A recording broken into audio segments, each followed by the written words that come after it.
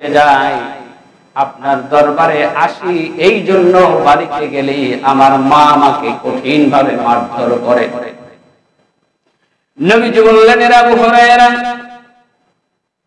তুমি কি আমার কাছে তোমার মায়ের জন্য নালিশ করতে এসেছো? তোমার মা তোমাকে মারধর করেছো, এই জন্য তুমি কি আমার কাছে বিচার দেওয়ার জন্য এসেছো?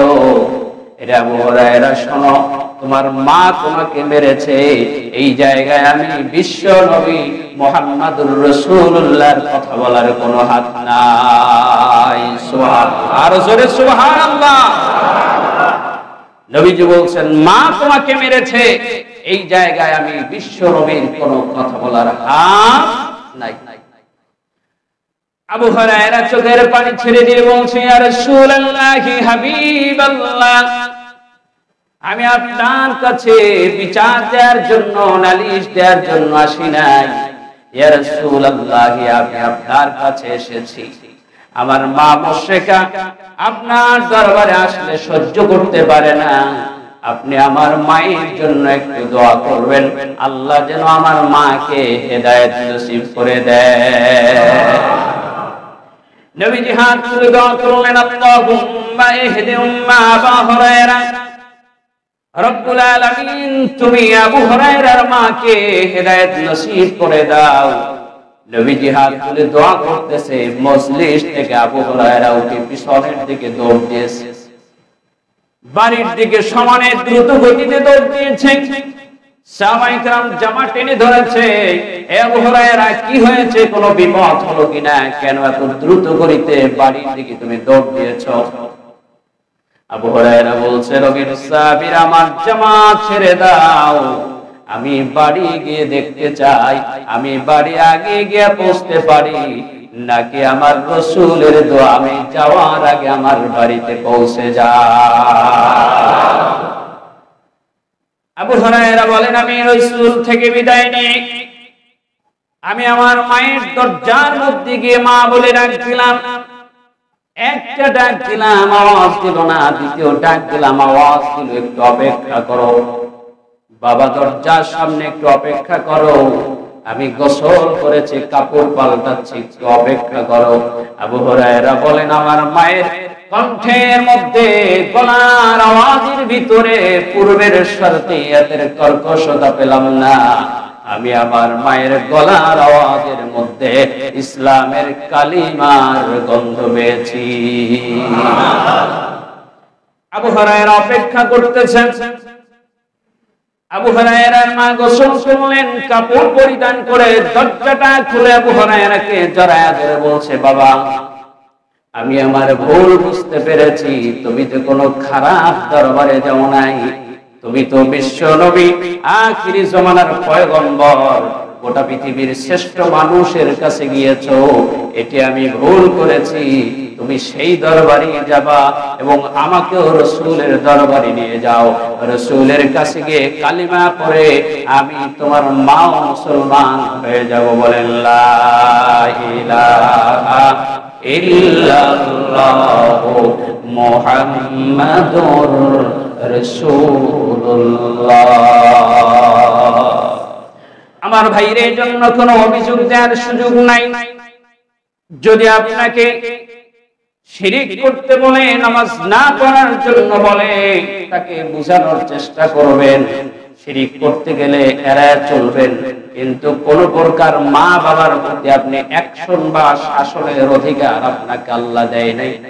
আপনি যদি সম্মানের সাথে তাকে বুঝাতে পারেন, বুঝাবেন, কিন্তু আপনার মত অনুযায়ী হয় নাই, আপনার খেয়াল অনুযায়ী হয় নাই। এই যুগের মধ্যে এমন সন্তান দেখা যায়, মায়ের উপরে হাত তুলে, বাবার উপরে হাত তুলে মারধর করে, আসে না নাই?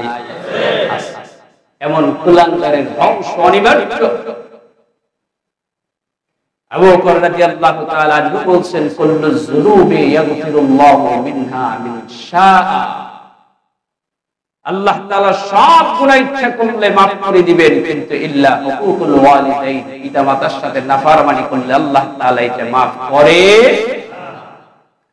সুতরাং আমার ভাইরা, যেই যুবক ভাইদের মা আছে, বাবা আছে, নিয়ামত আপনার ঘরে আছে, আপনি নাশুকরি বান্দা হবেন না, তার খেদমত করে আপনি তার থেকে দোয়া নেন, আপনার চাকরিতে বরকত হবে, আপনার স্বাস্থ্যে বরকত হবে, আপনার কামাই রোজগারের মধ্যে বরকত হবে। কারণ ঘরের ভিতরে আপনার নিয়ামত আছে।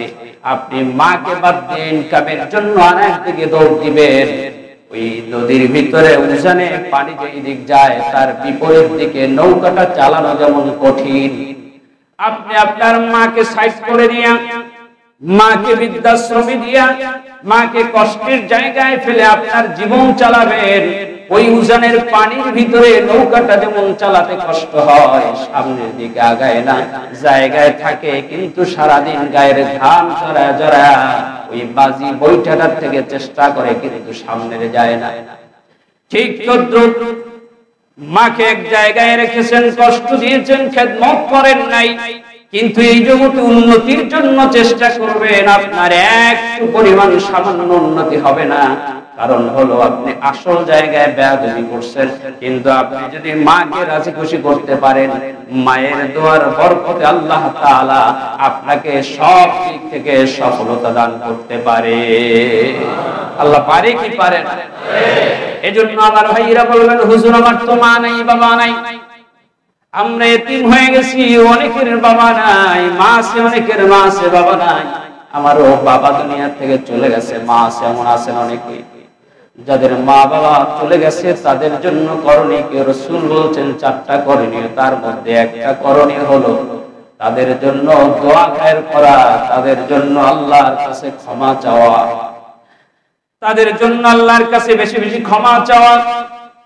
আল্লাহ, আমার মা দুনিয়া থেকে চলে গেছে, বাবা চলে গেছে, জীবনে যদি কোনো গুনাহ করে থাকে, সন্তান হয়ে আপনার দরবারে হাত তুলে চোখের পানি ছেড়ে দোয়া করলাম, আপনি আমার মা বাবাকে কবরের মধ্যে একটা শান্তির জায়গা বানায় দেন, বলে আমিন। এজন্য যাদের মা বাবা কবরে চলে গেছে, সুযোগ থাকলে কবরের কাছে গিয়ে জিয়ারত করবেন, দোয়া করবেন। সুযোগ না থাকলে মসজিদে বসে নামাজের পরে তাদের জন্য দোয়া করবেন। কারণ এই মা বাবা হারিয়ে ফেলেছি, মায়ের জন্য, বাবার জন্য দোয়ার জন্য রাসূল স্বয়ং নিজে বলেছেন এই আমলটি আমরা করব যাদের মা নাই, বাবা নাই। আর যাদের আছে তারা সদ্ব্যবহার করব, যাদের মা বাবা দুনিয়া থেকে চলে গেছে তাদের জন্য আমরা দোয়া করব। এই দুইটি শিক্ষা আজকে জুমার থেকে আমরা গ্রহণ করব। আল্লাহ যেন তৌফিক দান করে, সকলে বলি আমিন।